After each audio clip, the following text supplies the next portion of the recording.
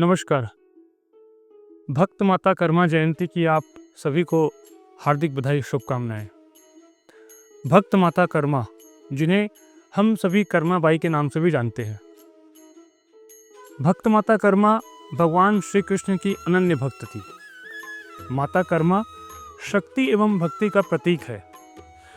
करीब 1000 वर्ष पूर्व विक्रम संवत 1073 को कर्मा बाई का जन्म कृष्ण पक्ष की एकादशी को तेल व्यापारी राम शाह जी के यहाँ हुआ था। माता कर्मा बाई तैलिक साहू समाज की आराध्य देवी है। विवाह के पश्चात भी उन्होंने अपनी भक्ति का मार्ग नहीं छोड़ा। वो अनन्य भक्त थी भगवान श्री कृष्ण की। उनके जीवन के कुछ ऐसे क्षण हैं जिनको मैं आप सबके साथ साझा करना चाहता हूँ। मैं बहुत संक्षेप में आपके साथ इस बातों को साझा करूँगा, बहुत विस्तार से मैं नहीं जाऊँगा, लेकिन जो चीज़ें सीखने योग्य हैं कि कैसे हम अपनी भक्ति का मार्ग गृहस्थ जीवन के साथ साथ भी रह सकते हैं। हम कैसे प्रभु के अनन्य भक्ति में रमकर उनके चरणों में अपना स्थान प्राप्त कर सकते हैं। ऐसे ही हम सबकी आराध्य देवी भक्त माता कर्मा की जीवनी भी हम सभी को यही प्रेरणा देती है। सनातन हम सभी को एक आधार देता है। भले ही हम बहुत सारी जातियों में अपने आप को बांट चुके हैं, लेकिन फिर भी जो जड़ है, जो मूल है, वही सनातन है। सनातन का भाव भी यही है कि सभी को एक रूपता में पिरोना, सभी को एक साथ एक सामंजस्य बना कर रखना। कुछ उनके जीवन के कुछ क्षण मैं आपके साथ साझा करना चाहता हूँ। एक बार की बात है, जब विवाह के पश्चात जब उनके पति ने ये सोचा कि जो माता कर्मा बाई है वो गृहस्थ जीवन में तो है ही, लेकिन कहीं ना कहीं वो आराध्य से भी जुड़ी हुई है। भगवान भक्ति का जो मार्ग है वो उन्हें अत्यंत प्रिय है। तो इसकी परीक्षा लेने के लिए उन्होंने एक बार क्या किया, जब वो आंखें बंद करके अपने ध्यान मुद्रा में बैठी हुई थी, तो उन्होंने जो भगवान की मूर्ति थी उनकी, उसे उठाकर अन्यत्र कहीं रख दिया। माता कर्मा बाई ने आंखें बंद करके ही बोला कि आप क्या अनर्थ कर रहे हैं स्वामी, आप उस मूर्ति को अपने ही थौर में रख दीजिए। इस पर जो उनके पतिदेव थे, उनका विश्वास, उनका स्नेह, उनका प्रेम माता कर्मा बाई के प्रति और अधिक बढ़ गया। इसके साथ ही उनका भी मन भगवान श्री कृष्ण भक्ति में और अधिक रम गया। एक बार की बात है कि नरवर के जो राजा थे, नरवर के जो नरेश थे, उनकी एक प्रिय सवारी थी हाथी की सवारी। उन्हें असाध्य खुजली का रोग हो गया था। तो उस रोग से उनको निदान प्राप्त कराने के लिए बड़े बड़े राजवैद्य भी जो है हार मान गए थे कि भाई हमारे बस की ये बात नहीं है, आप इसका इलाज कर और कहीं कराइए, हम असमर्थ है इसका इलाज करने में। तो किसी ने सुझाव दिया कि जो हाथी है उनको एक बड़े से तेल के कुंड में नहलाया जाए, ऐसा सुझाव था, तो हाथी ठीक हो जाएगा। अब राजा का आदेश था। राजा का आदेश पूरे नगर में फैल गया, समाचार बन गया कि भाई राजा के जो हाथी है उनको तेल कुंड में नहलाने की व्यवस्था की जाए। और जो माता कर्मा बाई के पति थे वो भी एक सामाजिक जागरूक इंसान थे, तो संभवतः ये है कि उन तक भी बात पहुंची। उन्होंने भी प्रयास किया, सभी लोगों ने मिलकर प्रयास किया, लेकिन जो तेल का कुंड था वो तेल से पूरा भर नहीं पा रहा था। हाथी को नहलाने के लिए पर्याप्त तेल उसमें नहीं हो पा रहा था। इस पर सबको चिंता हुई।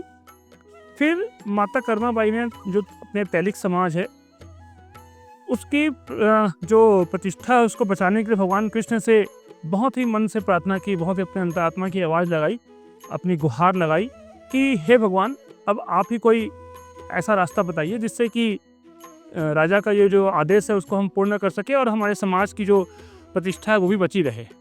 उसके बाद फिर भगवान कृष्ण के आदेश के उपरांत जैसे व्यवस्था बताई भगवान ने, वैसे भक्त माता कर्मा ने किया। और फिर इस तरह से जो है जो कुंड की व्यवस्था हुई, कुंड में पर्याप्त तेल हुआ। ये कहानी विस्तार से भी है थोड़ी सी, लेकिन मैं आप सबके साथ में संक्षेप में साझा कर रहा हूँ। इसके बाद वहाँ से जो माता कर्मा बाई है वो चली गई। लेकिन उनका मन जो है वो भगवान आराध्य के चरणों में ही लगा रहा।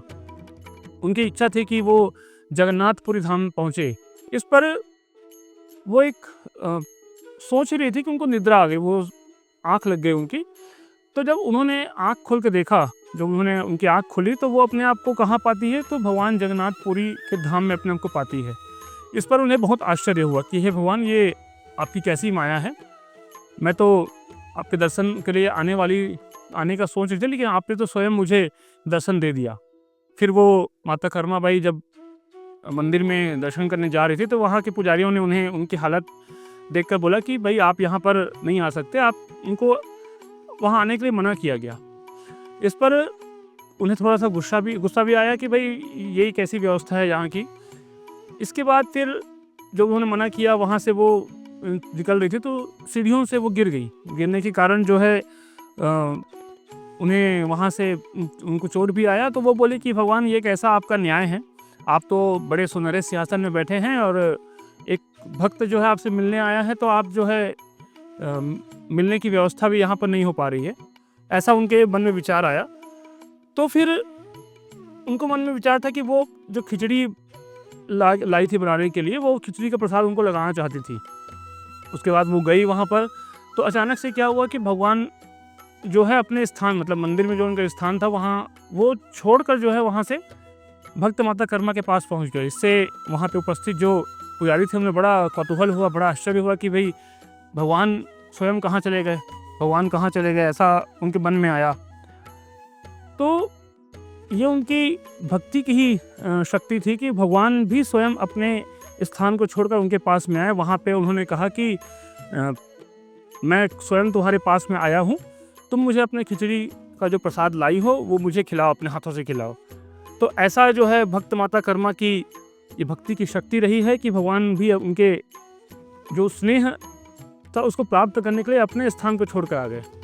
इसके बाद भगवान से उन्होंने विनती की कि भगवान मुझे भी अपने चरणों में स्थान दीजिए। ऐसा फिर भगवान में गिरकर वो वहीं पर उनके चरणों में स्थान प्राप्त की बैकुंठ हो गई। तो ये सब कहानियाँ हैं, ये सब हमारे जो है पुराने संदर्भ रहे हैं, जिनसे हमें शिक्षा मिलती है, जिनसे हमें प्रेरणा मिलती है कि हम सभी कहीं ना कहीं भगवान भक्ति से, भगवत भक्ति से जुड़े रहें। एक जो भक्ति का मार्ग है उसे न छोड़े। कहीं ना कहीं भगवान हमको दर्शन देंगे, उनका सानिध्य हमें प्राप्त होगा, ऐसा हमारे मन में इच्छा की जरूर रहेगी। और हम सभी प्रयास भी करते हैं कि भगवान के किसी न किसी रूप में हमें दर्शन हो जाए, भगवान का सानिध्य हमें प्राप्त हो जाए।